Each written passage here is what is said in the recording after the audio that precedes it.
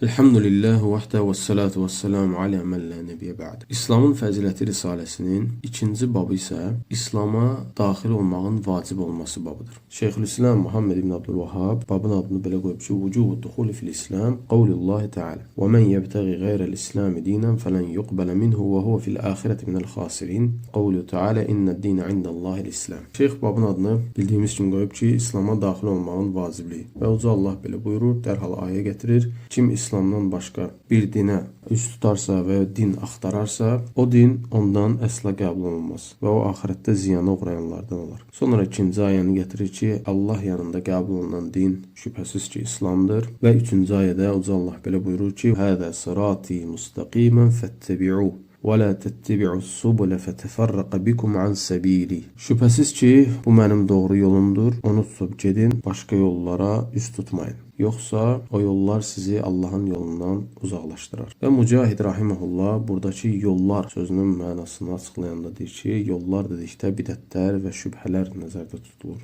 İslama daxil olmağın vacib olması babında yaxşı olar ki, birinci İslamdan lüğəti mənasını, islahi və şəri mənasını danışaq. Lüğəti mənada təslim olmaq deməkdir. Əsləmə yuslimu feilindən düzəlib ərəb dilində. Muslim sözü də, yəni müsəlman sözü də həmin İslam sözünün feilindən düzəlib. Yəni təslim olan deməkdir. Mənası təslimiyyət, təslim olmaq deməkdir. İstilahi mənası isə o da iki yerə bölünür. İstilahi mənası ümumi İslam, xüsusi İslam. Ümumi İslam Allahın bütün rəsullarına göndərib, onlar razı qaldığı dinlərdir. Allahın göndərdiyi rəsulların hamısına ümumilikdə göndərdiyi dinlərdir. Onların hər biri İslam idi. İkinci xüsusi mənası isə Muhammed sallallahu aleyhi ve sellemə göndərilən İslam idi.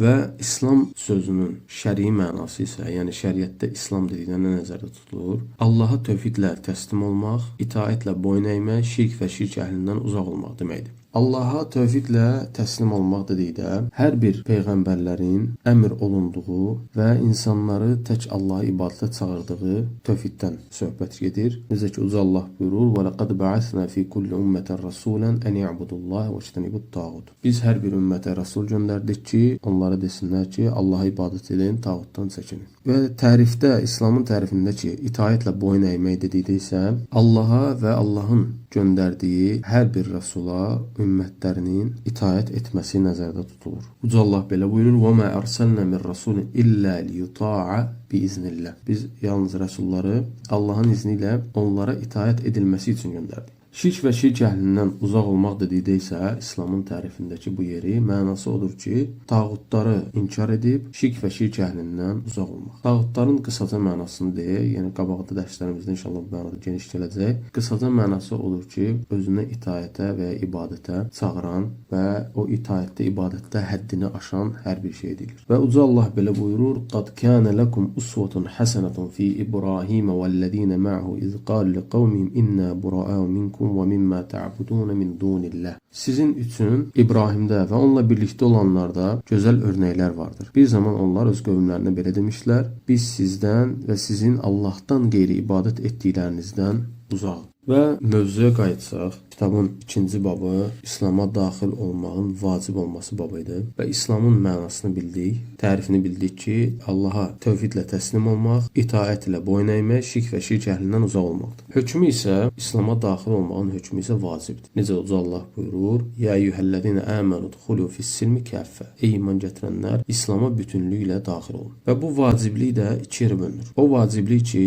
onu tərk etdikdə küfr olur və o vaciblik ki, onu tərk etdikdə haram olur. Küfr olan misal çəkmək olar tövhidi. Tövhidi tərk etmək, şirkə yönəlmək İslamda bunu təbii ki, küfürdür. Amma elə tərk olunması vaciblər var ki, onlar küfür həddinə çatmasa da böyük və kiçik günahlar kimi dəyişirlər. Və ayədə Şeyxülislamın buyurduğu "Və mən yebtəği qeyrəl-İslami dinən" ayəsində əl-əyə kim İslamdan qeyri bir dinə üst tutarsa, yönələrsə mənası, yəni üst tutmağın mənası isə iki cürdür. Ümumi mənada və xüsusi mənada. Ümumi mənada İslamdan qeyri dinə yönəlmək, Yahudilik, Nəsranilik və yaxud da Buddizmə yönəlmək kimi misal çəkmək olar. Təbii ki, Muhammed sallallahu aleyhi ve sellem göndəriləndən sonra. Bunların hər birinə yönəlmək haramdır təbii ki. İslama isə daxil olmaq vacibdir. Xüsusi mənada isə İslamın öz içində bidətlərə, yeniliklərə yönəlməyə deyilir. O da ki, murciyələri, xavaricləri və s. misal çəkmək olar. Bu da İslamdan qeyri-binin dinə yönəlməkdir. Çünki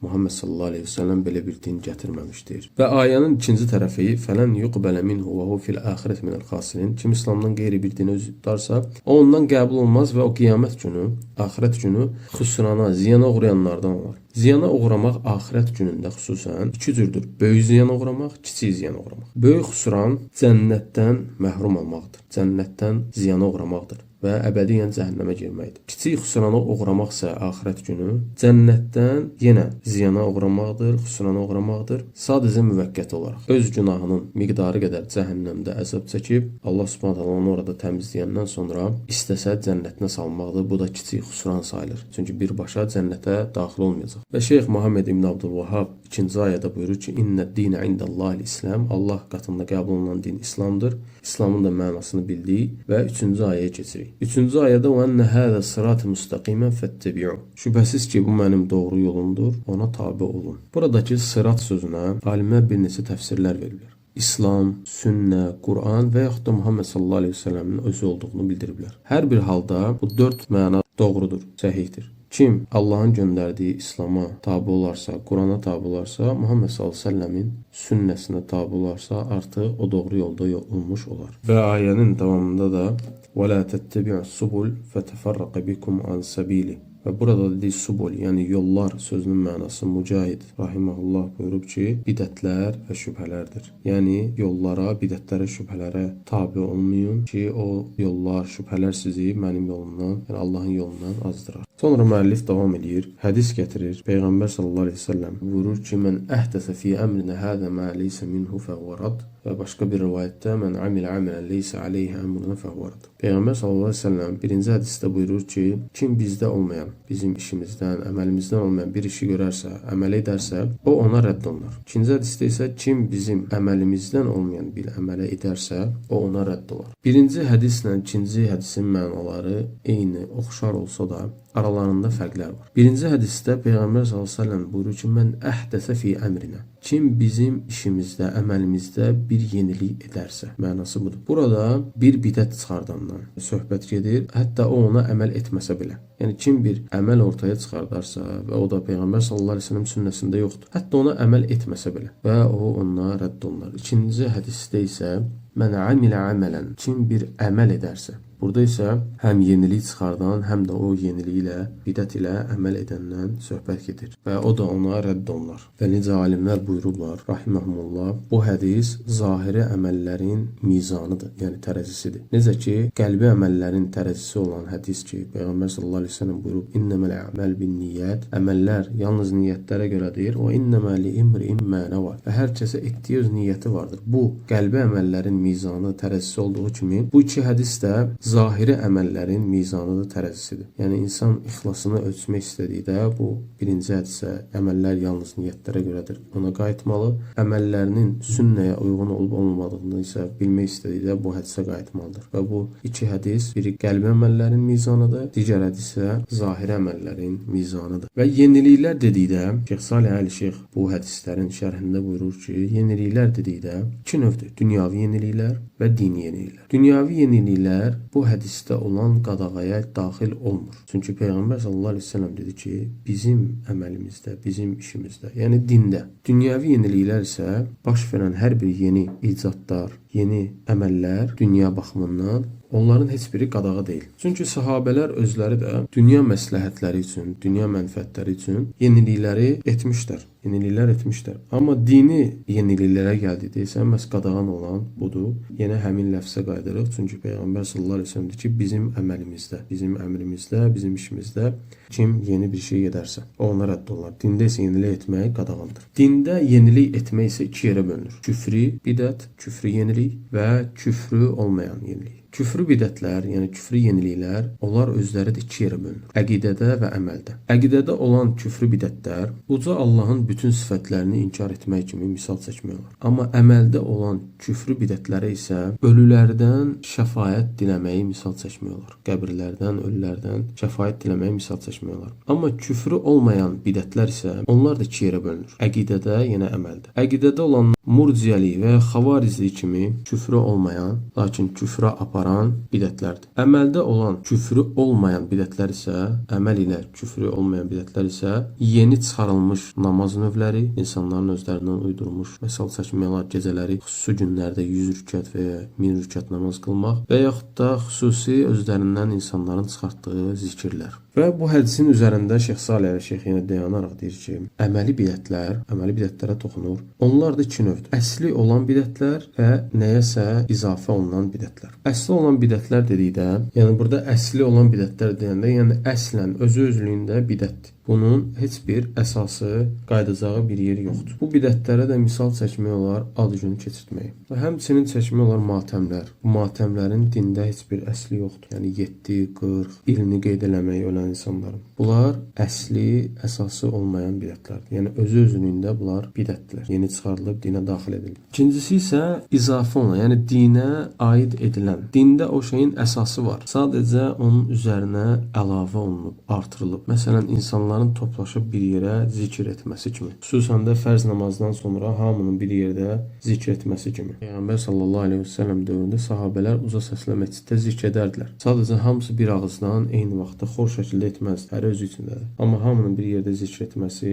onlar dinə aid edilən, dində əsli olan zikrə aid edilən bidətlərdən. Və yaxud hamının bir yerdə xor şəkildə Peyğəmbər sallallahu əleyhi və səlləmə salavat gətirməsi kimi əməli bidətləri misal çəkmək olar. Və qısaca təkrar etsə biz bildik ki, bidətlər bölünür iki yerə, küfrü bidətlər və küfr olmayan bidətlər. Və bunların hər biri də iki yerə bölünür, əqidədə və əməldə olanlar. Əməldə edilən bidətlərə də misal çəkdik ki, dində əsl olmayıb, dinə aid edilən bidətlər var və dində əsl olub onlara artırılanlar var. Və dünyada olunan bidətlərə də, yeniliklərə də heç bir şəriətin qadağası yoxdur. Bunu dində olunan yeniliklərlə, bidətlərlə qarışdırmaq olmaz. Və ümumiyyətlə bilmək lazımdır ki, insanların bidətlərdən əl çəkməmələrin səbəbi onu Allaha ibadət bilmələridir. Çünki hər bidət çıxardan, hər yenilik edən, istər bunu qəsdli şəkildə etsin, istər qəsdli şəkildə etməsin, hər biri Allaha yaxınlaşmaq üçündür. Və alimlər də bidətin təriflərində bu cür qoyublar ki, bidət dinə aid edilən və artırılan,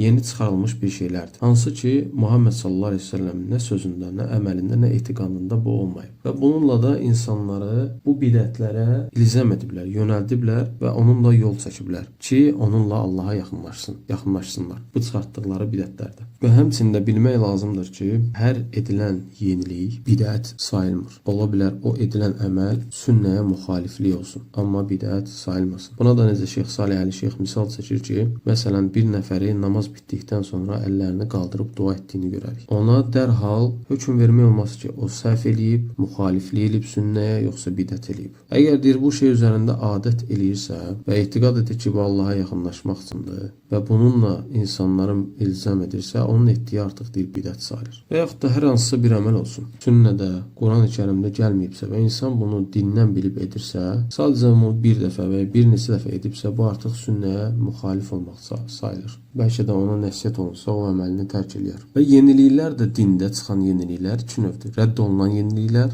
və mübah olan, yəni icazəli olanlar. Rədd olunan yeniliklər kitaba, sünnəyə və icmaya müxalif olanlardır. İcazəli olan yeniliklər isə, dində edilən yeniliklər kitaba, sünnəyə və icmaya müxalif olmayan yeniliklərdir. Məsələn, məscidlər, məktəblər tikmək və yaxud da indiki dövrümüzdə müəyyən dinə yardım edəcək sosial şəbəkələr açmaq və yaxud da necə Ömər radiyallahu anhunun etdiyi kimi təravih namazına insanları cəm etməsi kimi. Çünki təravih namazının əsli var idi. Peyğəmbər sallallahu əleyhi və səlləm 3 gün insanlara təravih qıldırdı. Ömər radiyallahu dövründə də insanları məscidə cəm etdi. Əsli olan bir ibadəti yenidən qaytardı. Və burada İslam'a daxil olmağın vacib olması babında 3 ayə və 2 hədisdən danışdıq. İnşallah gələn dərsimizdə davam edəcəyik. Və sallallahu alə nəbiyyinə Muhammedin və alə alihi və əshabihi əcməin.